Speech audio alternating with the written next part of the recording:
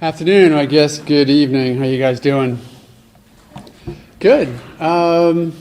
Great. We've got a jury, which is great. I sort of hoped that we would get one in Seminole County, thought that we would, and I'm very glad that I was right, because this way we don't have to trouble moving around. We get one here, and we get to start. Looks like we're starting openings on Monday, so that starts our calendar of 2 to 4 weeks. Of course, the judge, when she makes the decision on the Fry hearing that just concluded, will impact the time of the jury trial, because if Fry happens and the information comes in, that'll probably add about a week to it, I would imagine.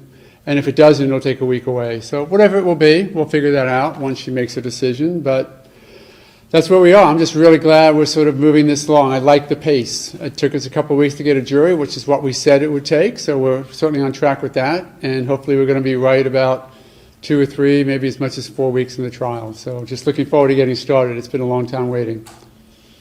So that's where we are. Is George encouraged with the jury selection? Where is he in all of that? I think he's really encouraged that it's done. You know, it's the waiting that is frustrating for everybody, particularly him. He's been waiting 15, 16 months to clear his name. And now we get to start. So that's real good. So I think, you know, he's happy that we got the jury in place, because rather than this process that you guys have been so patient for that we have to do, now that's done. And we can move forward to, you know, the real stuff, the evidence and all that. So. Mark, why was it so important for you to challenge the state's strikes on the 4 women?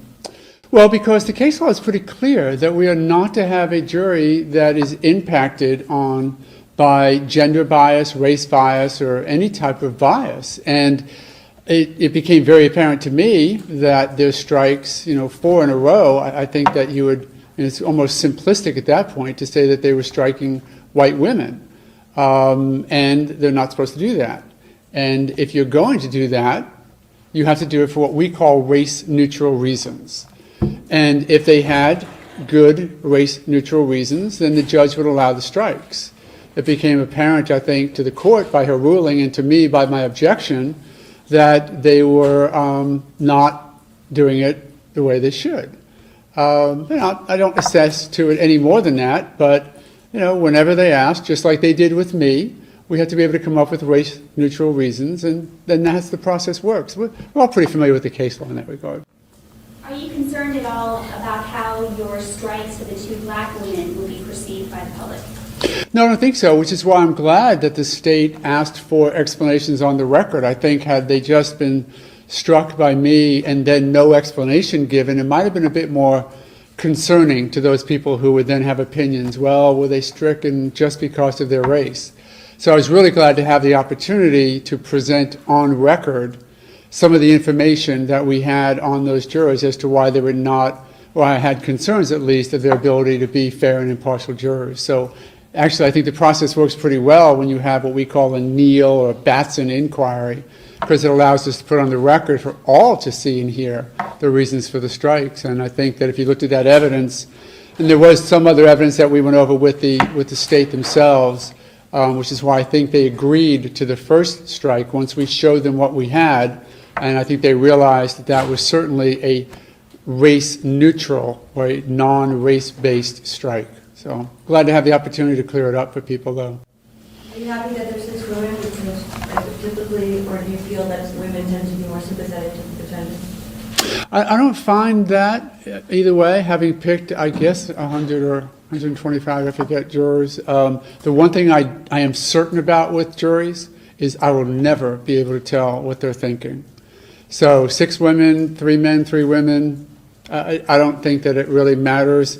What I do think we have, and what I think is very important, and I'm very happy with this, is we have 6 jurors who have told us that they will be fair, they will be impartial, and most importantly, because I said this to you last week, that they're not going to allow any external pressures, sympathy, biases, political, you know, expediency to affect the way they're going to look at the evidence and apply the law to it. As soon as now that we've gotten that, I'm very happy. So that's where we are. Looking forward to Monday. Yes? Do you expect the defendant to take a stand? as I've said, every time I'm asked that question, that's a dynamic decision that's got to be made within the context of a trial. A trial that, don't forget, the defense proves absolutely nothing. This case will fall on the fact that the state cannot convince a jury beyond a reasonable doubt with their evidence that a crime was committed by my client. So I think that's the only standard we're going to have to get to. And when we get to that they simply can't prove their case, we'll be done.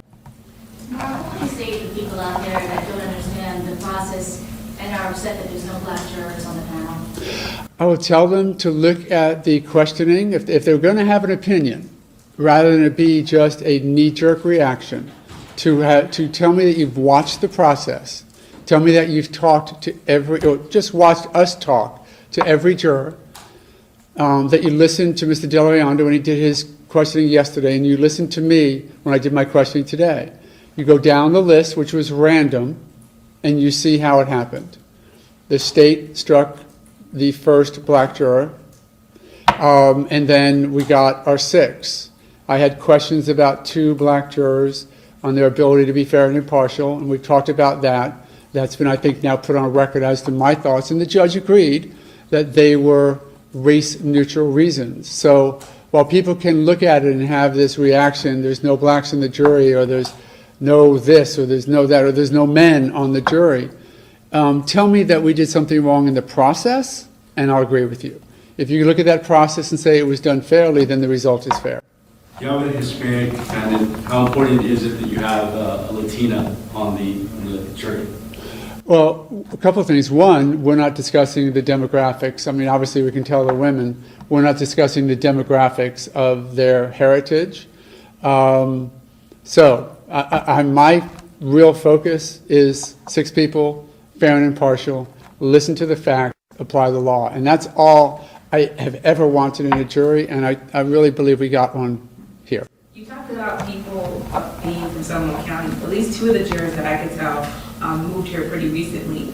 What does that mean to you, and is that at all important? Did that make them at all more, make you want to pick them more?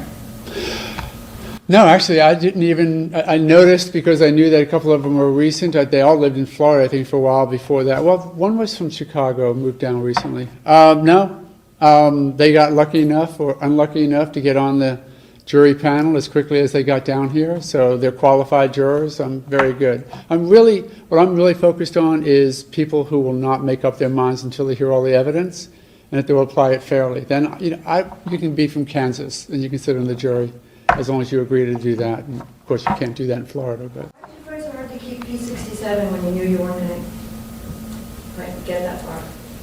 Well, because I don't believe that there was a proper cause for a strike. So if he could have been the last one on the panel, it doesn't mean that I'm going to change my opinion on what the law and how the law should apply. So I thought that he could be a good juror. He didn't have any language problems that ever evidenced themselves before.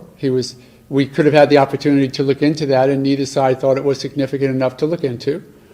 And it's an inconvenience to everybody. I think he's in a better position than most, because he's going to get paid for 30 days. We didn't get to him, so everything's fine. But the strength of my argument was because of my belief in the law. As you stated, the state had struck the first black juror, that was P35. Right. Who seemed to be he seemed like he'd be fair and impartial. Did you think about challenging that strike? Yeah, I thought about it.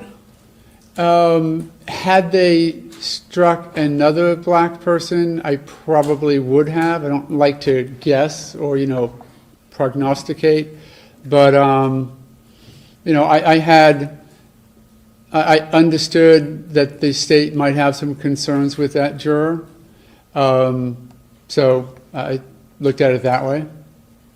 But, If the state will put on the witness stand Monday? I have no idea. They probably have a better idea than I do. There's generic ways to do it. You can start with law enforcement, lay out the groundwork as to what the cops did. That's one way. But, you'll have to ask them. So I know how I would have done it back when I was a prosecutor, but I doubt they'll take advice from me. All right. Are you cops all right? Go right ahead. Are you confident that you have a jury? You mentioned a few weeks ago that you wanted to have a trial in Seminole County, because you wanted, no matter what happened, Seminole County to accept the verdict either way.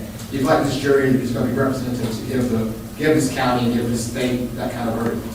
Well, what I said was I would hate to have to go to, Pinellas County or some other place and import jurors, because I'd much rather residents of Seminole County decide the case, and that's what we have now.